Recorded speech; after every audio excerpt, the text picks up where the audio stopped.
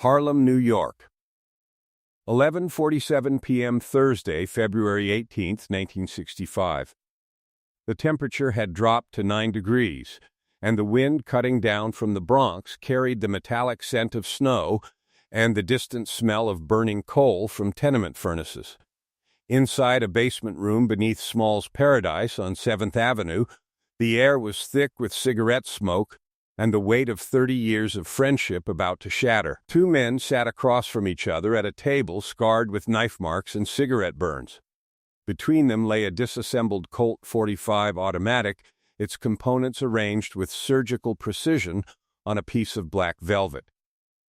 Ellsworth Bumpy Johnson, 58 years old, wore a charcoal wool suit that cost more than most Harlem families earned in 6 months. His hands moved methodically, cleaning each piece of the weapon with the focus of a man who had performed this ritual 10,000 times. Across from him sat Malcolm X, 39 years old, dressed in a simple black suit that had seen better days, his wire-rimmed glasses reflecting the single bare bulb hanging between them like a judge's gavel. The silence was not peaceful. It was the suffocating quiet of an execution chamber before the switch is thrown. Malcolm's voice, when it finally came, carried the weight of a man who had already made peace with his own death. "Brother Ellsworth, I need you to hear me tonight. Not as Bumpy Johnson, the man who runs these streets, but as the friend who pulled me out of the gutter when I was Detroit Red, stealing and hustling and dying slowly in plain sight." Bumpy's hands never stopped moving. Slide, barrel, spring, each component placed with geometric precision. The methodical disrespect of not looking up when a man is begging for his life. Malcolm leaned forward, his elbows on the scarred wood. "I'm asking you to put down your guns, all of them, the ones in your hands, the ones your soldiers carry, the ones hidden in every club and numbers joint from 110th Street to the Polo Grounds. I'm asking you to walk away from this life before it consumes what's left of your soul." The request hung in the air like smoke from a funeral pyre. For the first time in 20 minutes, Bumpy's hands stopped moving. He placed the final piece of the disassembled pistol on the velvet with deliberate care, each component positioned like evidence in a murder trial. When he looked up, his eyes were flat and cold as February pavement.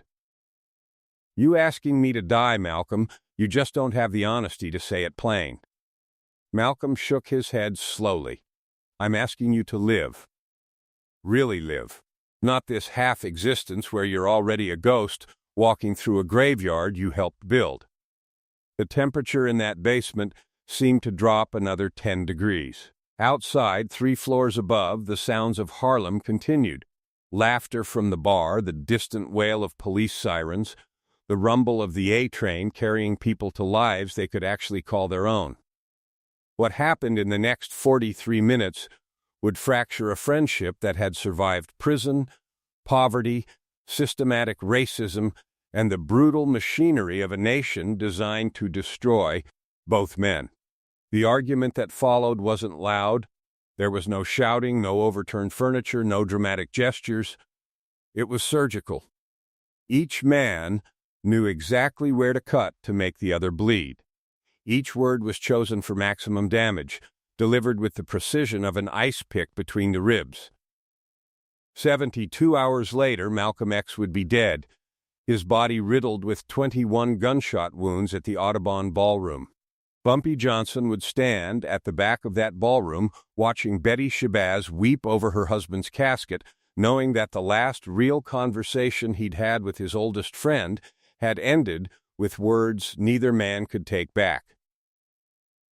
The guns Malcolm had begged him to abandon would stay in Bumpy's hands for another 3 years, until his own death claimed him in 1968. But something else died in that basement on February 18, 1965. Something that couldn't be reassembled like the Colt .45 scattered across that black velvet cloth. The story of how Malcolm X asked Bumpy Johnson to put down his guns is a warning that history has tried to hide. If you enjoy these deep dives into the underworld, you can support the channel by buying me a coffee using the link in the description. Your support keeps these investigations alive.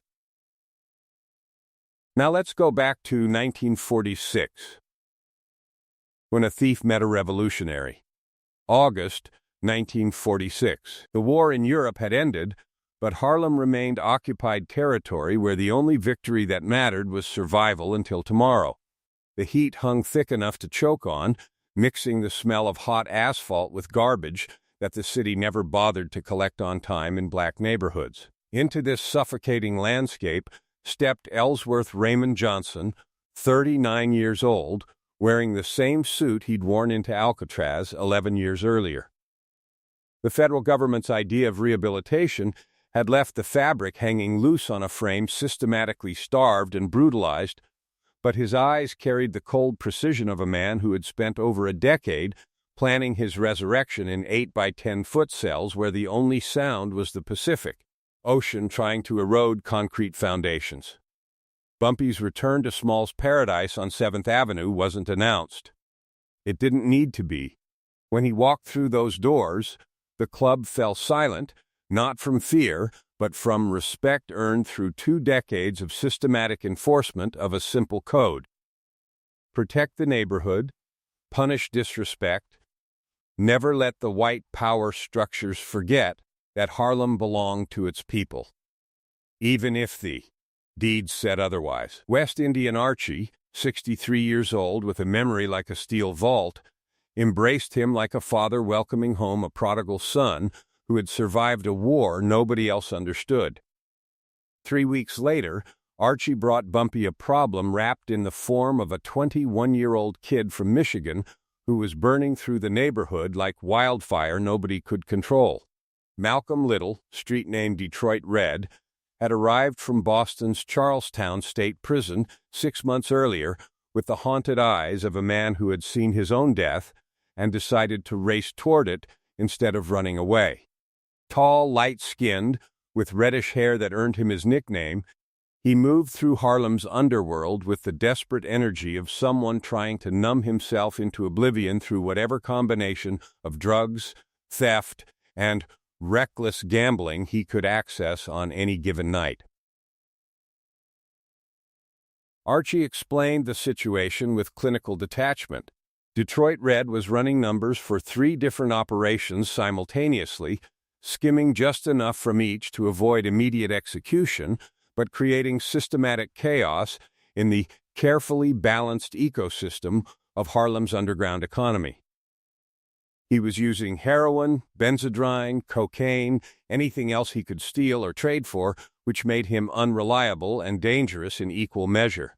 But underneath the self-destruction was something that made Archie bring this particular problem to Bumpy instead of handling it with the usual methods, raw intelligence being systematically wasted on street-level criminality that would get him killed before his 25th birthday. The meeting happened on a Thursday evening in September, arranged by Archie as what he called a business proposition, but what everyone understood was actually a job interview Detroit Red couldn't afford to fail. Bumpy sat at his usual table in the back corner, positioned to see both entrances and the kitchen exit, wearing a charcoal suit that cost more than most Harlem families earned in 3 months. When Malcolm walked in wearing clothes that had been expensive once but now carried the stains and tears of a man who slept wherever he collapsed, the contrast was deliberate, a visual representation of what happened to intelligence without discipline, potential without direction. Bumpy didn't waste time with pleasantries.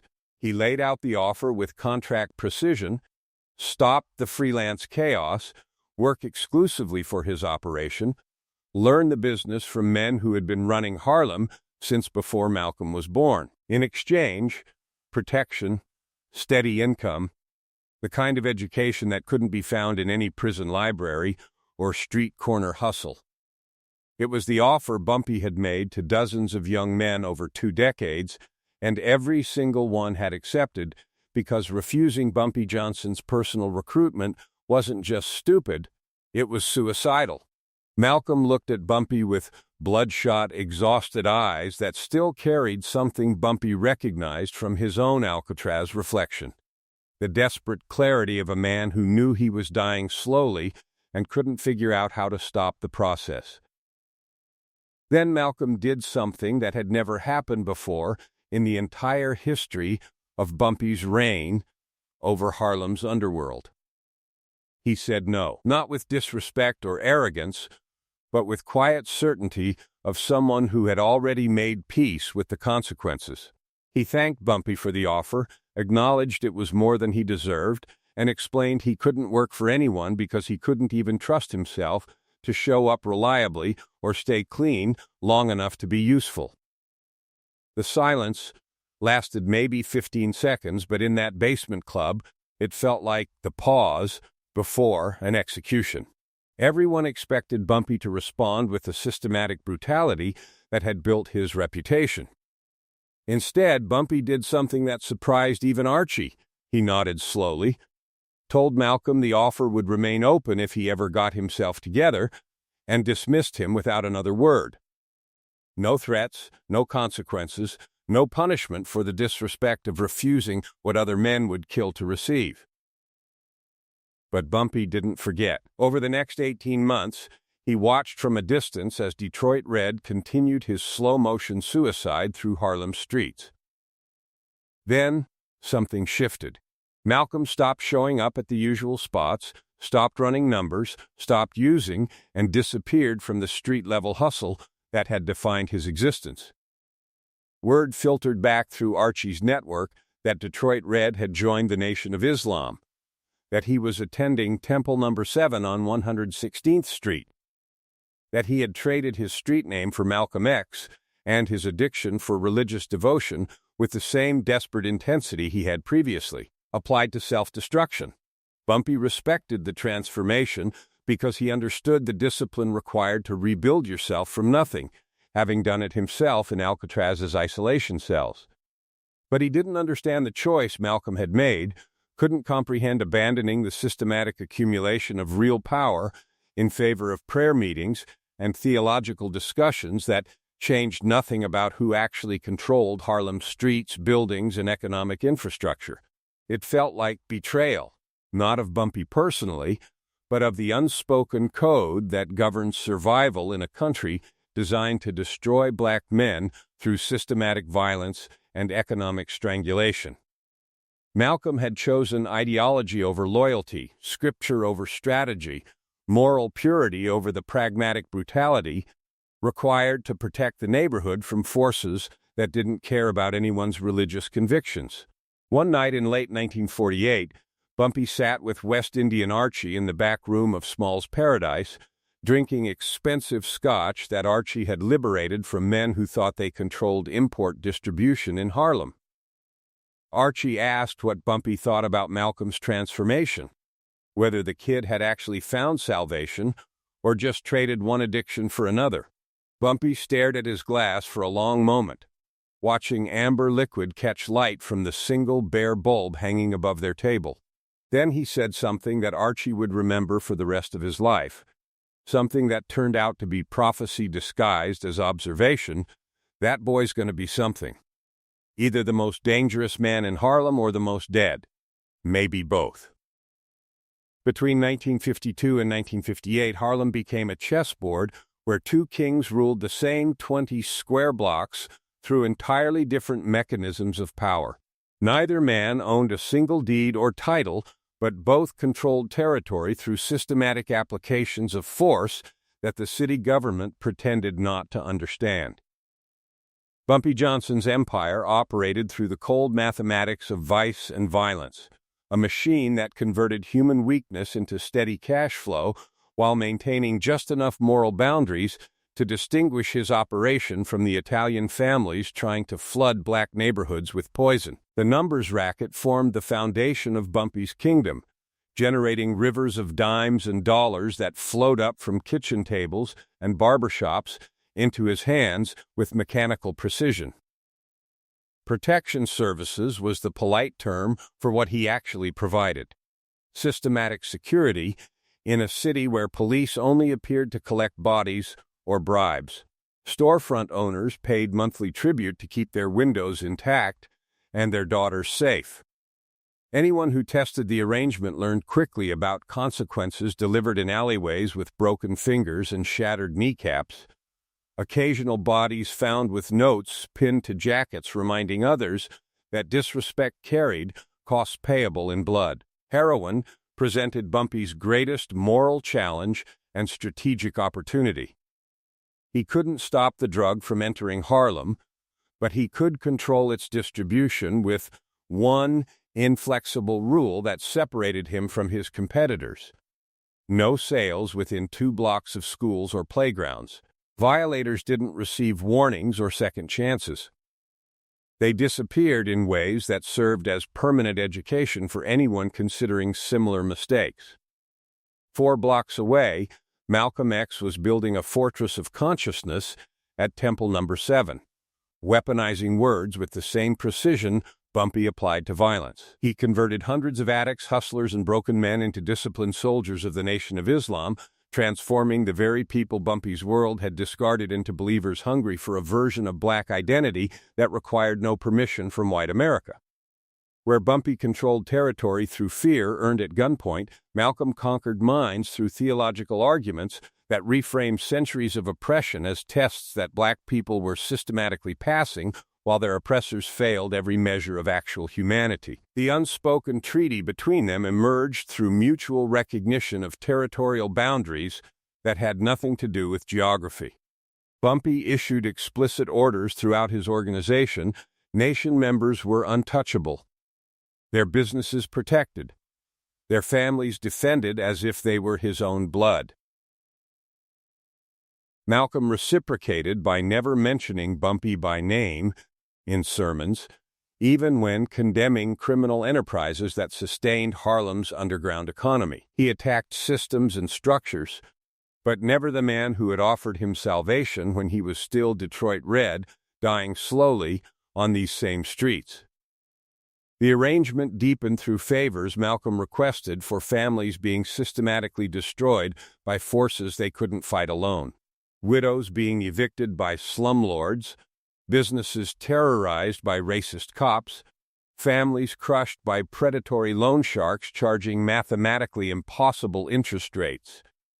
Malcolm sent word through intermediaries, and Bumpy responded without hesitation, deploying soldiers to deliver consequences to exploiters who thought they could abuse Harlem residents without accountability. The partnership reached its defining moment on April 26, 1957, when police beat Johnson X Hinton unconscious outside Temple No. 7.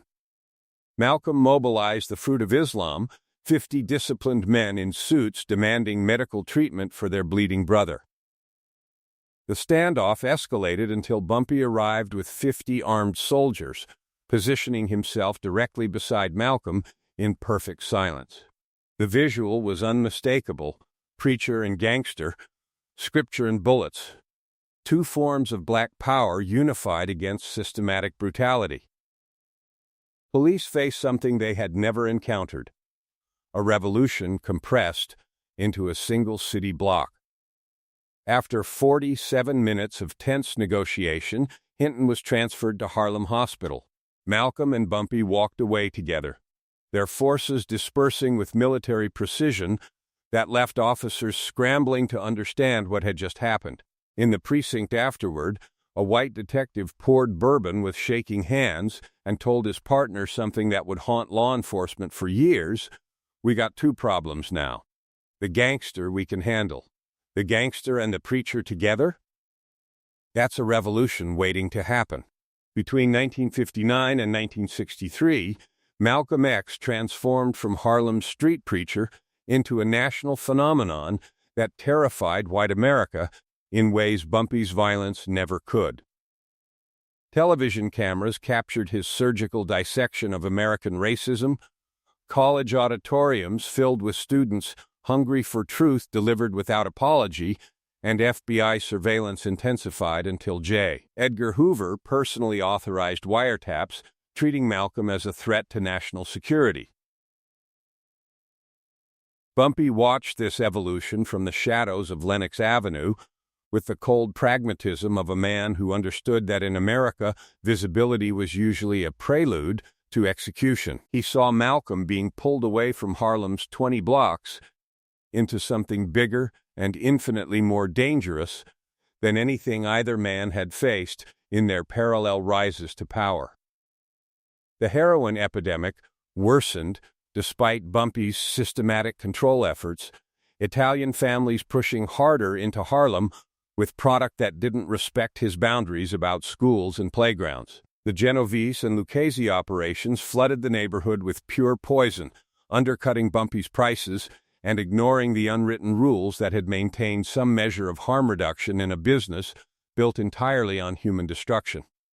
Bodies began turning up in public bathrooms and tenement stairwells with needles still buried in gray, collapsed veins. Bumpy found himself fighting a war on multiple fronts, trying to maintain territory against competitors who had infinite capital and political protection he could never access.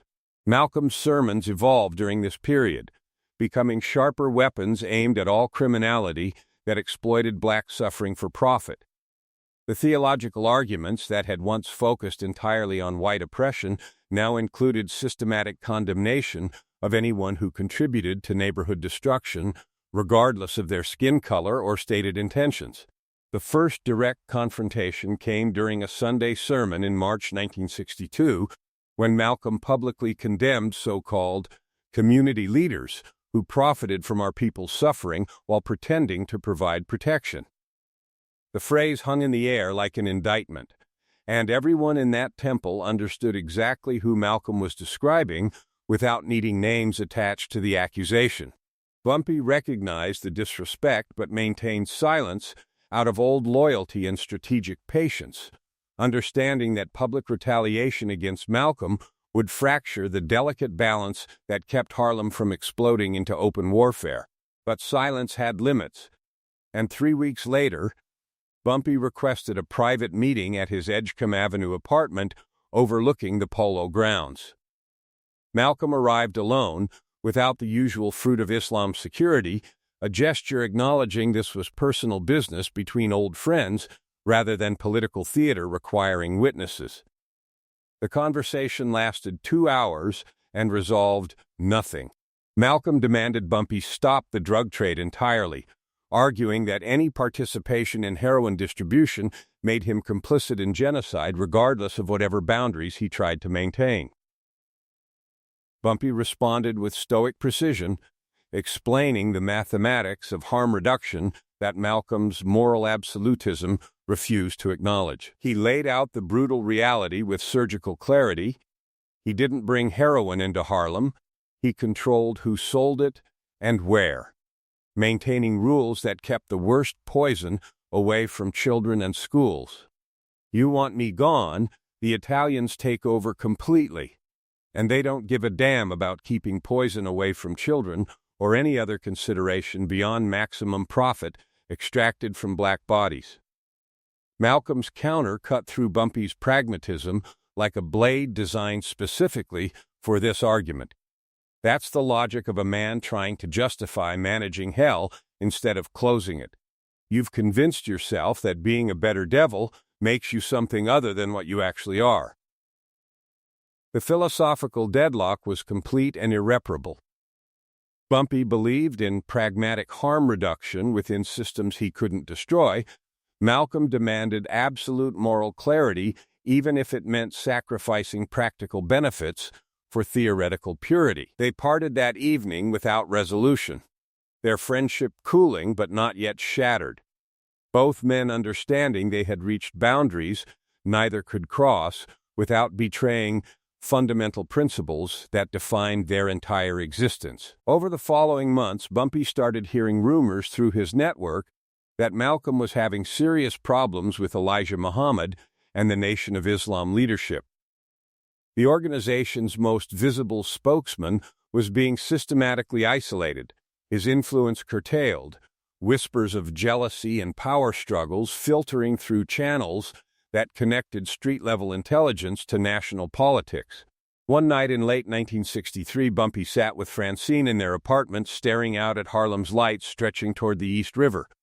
She asked what he was thinking about with that particular expression she had learned to read over 2 decades together. Bumpy took a long drink of expensive scotch and said something that carried the weight of prophecy earned through systematic observation of how power actually worked in America. Malcolm's walking into a trap, and he's too righteous to see the knives coming for his back. December 1963 brought the assassination that shattered Malcolm's position within the Nation of Islam, though the bullets that mattered came from Dallas, not Harlem. When President Kennedy's skull exploded in Texas, Malcolm responded with theological precision that destroyed his own future. His chickens coming home to roost comment about American violence turning inward, giving Elijah Muhammad the justification he needed to silence the spokesman who had become more famous than the messenger himself. The 90-day suspension announced as temporary discipline was permanent separation disguised as correction, the nation's leadership systematically cutting away the man who had built their national profile into something that threatened their absolute control over doctrine and direction.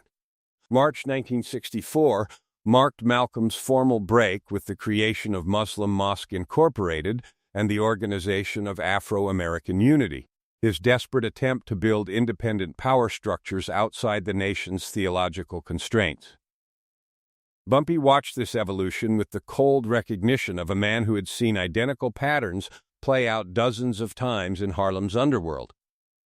Malcolm had become a marked man the moment he chose principle over organizational loyalty, and the death threats that followed carried the systematic precision of execution orders rather than empty intimidation. Former brothers transformed into enemies overnight. Men who had stood beside Malcolm in the fruit of Islam now receiving instructions to eliminate the apostate who threatened everything the nation had built through decades of careful recruitment and indoctrination.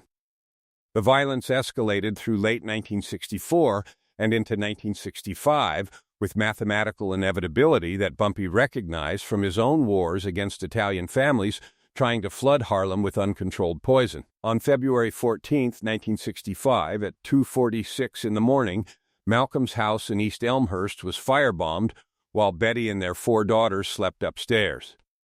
Molotov cocktails crashed through windows, flames devouring curtains and family photographs while they escaped through smoke and terror with seconds to spare. Standing on frozen lawn in nightclothes watching everything they owned burn, while fire departments took 37 minutes to arrive in a black neighborhood where response times were always mysteriously delayed. Malcolm came to Bumpy the next morning without warning or prior arrangement, appearing at the Edgecombe Avenue apartment not as the national figure who battled presidents and preachers, but as a father terrified for his children. He asked for protection for Betty and the girls, but refused personal security with the stubborn righteousness that had defined his entire transformation from Detroit Red to Malcolm X. Bumpy provided guards for Malcolm's family without hesitation, positioning his most trusted soldiers around their temporary housing with instructions that were absolutely clear. Anyone who touched Malcolm's wife and children would die slowly enough to serve as permanent education for others. Considering similar mistakes, the theological argument that followed revealed the fundamental divide that had been growing between them for years like a crack in foundation concrete that finally splits the entire structure. Malcolm believed his fate was in Allah's hands, that accepting armed protection would betray everything he had preached about rejecting violence as a tool for social change. Bumpy believed Allah gave men hands to protect themselves, that faith without practical security was just suicide with extra steps and religious justification. "You can't preach to dead people, brother," Bumpy told him, frustration bleeding through his usual stoicism. "And dead martyrs don't raise their children. They just leave widows and orphans for the rest of us to protect after you're gone." Malcolm's response cut through Bumpy's pragmatism with the certainty of a man who had already made peace with his own death. "I can't live as a hypocrite. I've spent years telling our people to reject violence, to build power through moral clarity and organizational discipline. I can't hide behind your guns now just because the consequences of my choices have finally arrived. February 18th arrived with Malcolm fully aware the end was approaching. The threats now constant, specific, and credible enough that even his theological certainty couldn't completely ignore the reality of systematic planning for his execution. He requested the final meeting with Bumpy. One last attempt to save his friend's soul before his own journey ended in whatever violence was being prepared for him. That night, Malcolm sat in his temporary housing writing in the journal he had maintained since his prison conversion, the entry brief and devastating in its clarity. Tomorrow I ask Bumpy to do something I know he cannot do. But I must try, even if it costs me the last friend I have in this world. The basement beneath Small's paradise felt colder than the 9-degree weather outside, cigarette smoke hanging in the air like incense at a funeral neither man wanted to attend. Malcolm X sat with his back straight, coat buttoned, speaking with the measured precision of a prosecutor presenting evidence in a trial where the defendant and judge were the same person. Violence has never freed black people, he said, his voice carrying the weight of years spent refining this argument in front of hostile audiences. It has only changed the design of their chains, made the metal lighter and the locks more sophisticated, but the fundamental imprisonment remains identical regardless of whether the guards carry badges or guns or offer protection in exchange for tribute. He used Bumpy's own life as primary evidence, stripping away 30 years of mythology to reveal brutal reality underneath. You control Harlem, brother, but you don't own a single block of it. The Italians own the buildings where your people live. The Jews own the businesses where they spend their money. The city owns the land beneath your feet. You just manage their property, take the risks they refuse to accept, and call it power while they collect the real profits without ever touching a weapon or risking a prison cell. You are not an exception to this system, Malcolm continued, his voice never rising above conversational level. You are one of its most effective managers. Bumpy's hands moved through the mechanical ritual of weapon maintenance, each piece of the disassembled Colt 45 cleaned with surgical precision.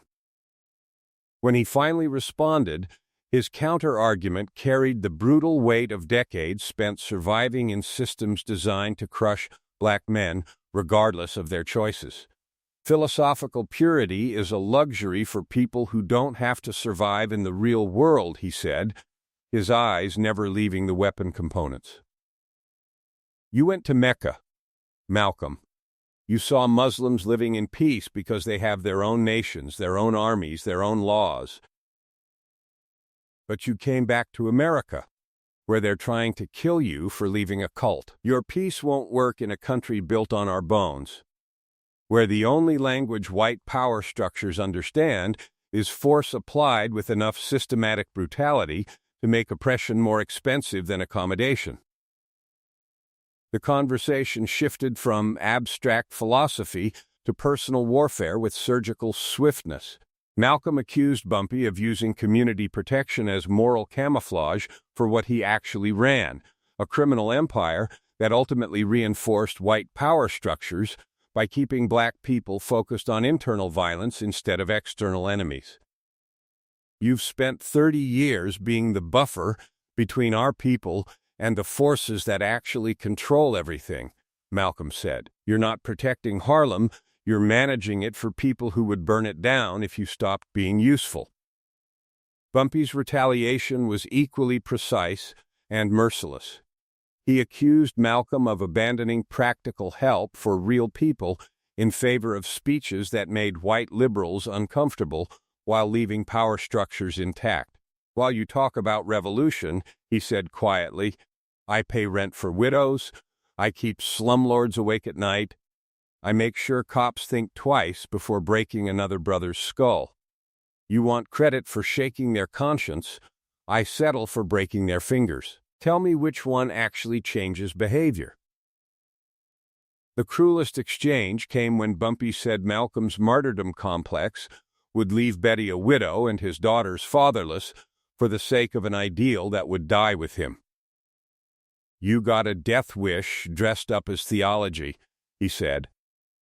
Malcolm's response cut through Bumpy's pragmatism like a blade designed specifically for this argument. "Your version of pragmatism has left hundreds of mothers burying children who overdosed on heroin you allowed into Harlem to maintain your version of order. Your ledger isn't clean just because you moved the poison away from schoolyards."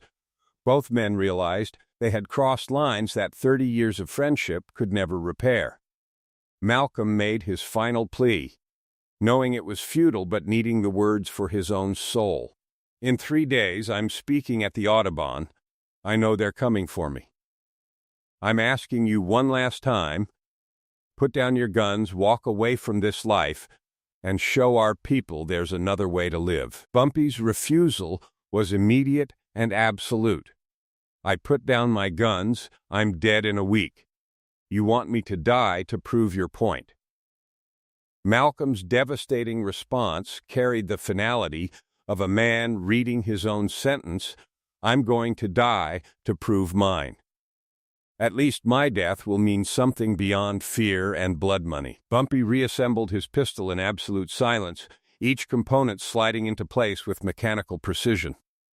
Malcolm stood to leave, pausing at the door without turning around. "When they kill me, Ellsworth, promise me you won't retaliate. Promise me my death won't start a war that burns down everything we both tried to build." Bumpy said nothing. Malcolm closed the door. They would never speak again. February 21, 1965. The Audubon Ballroom on Broadway and 166th Street felt like a mausoleum, waiting for its corpse. Bumpy Johnson arrived at 2:37 in the afternoon, 43 minutes before Malcolm X was scheduled to address the Organization of Afro-American Unity about building bridges between American civil rights and African liberation movements. The temperature outside registered 18 degrees, but inside the ballroom the air carried a metallic tension that had nothing to do with heating systems or crowd density. It smelled like wet wool, cheap coffee, and the particular staleness that clung to rooms where violence was being systematically prepared by people who understood the choreography of assassination. Bumpy positioned himself near the rear exit, his back against the wall where he could observe both entrances and maintain clear sightlines to the stage. The first thing that registered was what wasn't there: security. The usual protection protocols had been abandoned with explanations that made no tactical sense given the constant death threats Malcolm had received since leaving the Nation of Islam. No disciplined perimeter, no systematic screening of the crowd, no layered defense between the street and the man everyone knew was marked for execution. The Fruit of Islam guards who normally surrounded Malcolm were conspicuously absent, replaced by inexperienced volunteers who couldn't identify professional threats if they arrived wearing identification badges. His eyes moved through the crowd with the systematic attention of a predator cataloging prey. He recognized faces that had no legitimate business in that room: Nation of Islam members from Newark, men he had seen at Temple No. 7 during the years when Malcolm still preached Elijah Muhammad's gospel. Their positioning was tactical rather than random, creating clear firing lanes toward the podium where Malcolm would stand exposed and vulnerable. A man near the front kept checking his watch and scanning the exits. 2 others sat with their hands inside their coats, the bulges obvious to anyone who understood weapon concealment. The assassination setup was forming in real time, and Bumpy understood with absolute certainty that he was watching the final minutes of his oldest friend's life unfold according to a plan designed by people who knew Malcolm would never accept adequate protection. The internal war that followed was silent and devastating. 3 nights earlier, in that basement beneath Small's Paradise, Malcolm had extracted a promise that now felt like a noose around Bumpy's throat. "When they kill me, promise me you won't retaliate. Promise me my death won't start a war that burns down everything we both tried to build." Against that desperate request stood 35 years of street code that had governed Bumpy's entire existence.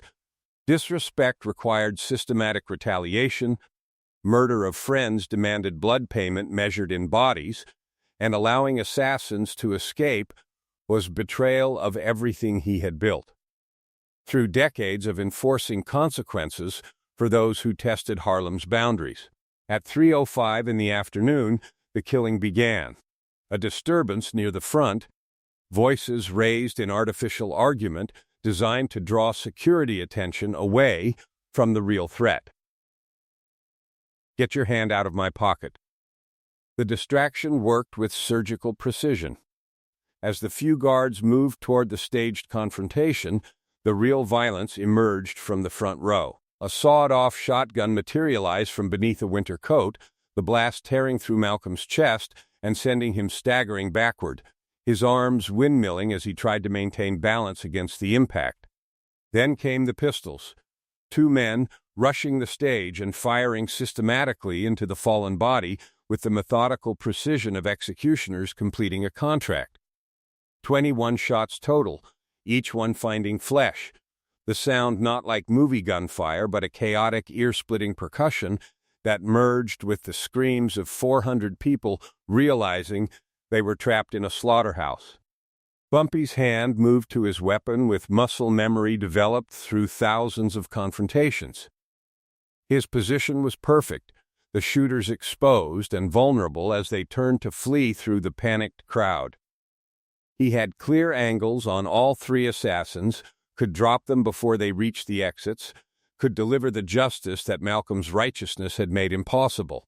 The Colt 45 felt warm against his palm. 30 years of systematic violence compressed into a decision that would define everything about who Bumpy Johnson actually was beneath the mythology of Harlem's protector and enforcer. He kept his gun holstered, watched the assassins escape into the chaos, honored the promise Malcolm had extracted from him even though every instinct screamed for retaliation, even though letting them walk away felt like betraying everything he had ever stood for. The choice cut through his chest like a blade, but Malcolm's voice was louder than the code of the streets. "Promise me my death won't start a war." Bumpy moved against the tide of fleeing bodies toward the stage where Betty Shabazz knelt beside her husband, her hands covered in his blood, trying to hold pieces of his life inside a body that had already been systematically destroyed. Malcolm's eyes were unfocused, his mouth working soundlessly against the weight of death closing around his lungs. In the inside pocket of his torn jacket, a white envelope protruded from beneath the fabric, unsealed, with Bumpy's name written in Malcolm's precise handwriting. The letter was dated that morning, written in the careful script of a man who knew he was composing his own epitaph. "Brother Ellsworth," it began, "forgive the harshness of my words. 3 nights ago, I spoke from fear of losing you to the same violence that is about to claim me. You pulled Detroit Red out of the gutter when everyone else had written him off as another dead junkie. You offered him salvation when he was too broken to save himself. I have never forgotten that debt, and I have never stopped loving the man who paid it. I know what I am asking you to do goes against everything you believe about loyalty and consequences. But I am begging you one final time, find another path forward.